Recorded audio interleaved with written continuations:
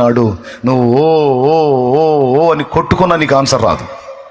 మర్యాదగా చెప్తున్నా, దేవుణ్ణి ఎరగనోడివైతే నీకు అది అర్థం కాదు, కానీ దేవుణ్ణి ఎరిగిన వాడివి దేవుని సన్నిధిలో కూర్చుంటున్నావు కనుక పిచ్చి పిచ్చి కథలు పడొద్దు, పిచ్చి పిచ్చి ఆలోచనలు చేయొద్దు. Praise the lord.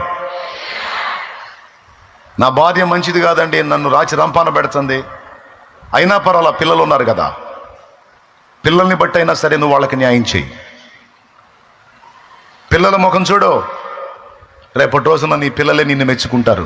మా అమ్మ పెద్ద సైతాందైనా మా నాన్న మా కోసం ఓర్చుకొని భరించాడు, ఆయన ఫలాలన్నీ మాకే ఇచ్చాడు, ఆయన కాపంతా మాకే ఇచ్చాడు. ఆయన ఏ సుఖం పొందలేదు, ఏ ఆనందం పొందలేదు, టార్చర్ అయినా సరే మా ముఖాలు చూసి బ్రతికాడు మా నాన్న అని రేపు నీ కాలు మొక్కుతారు, మొక్కకపోయినా పర్వాలా దేవుడు మెచ్చుతాడు.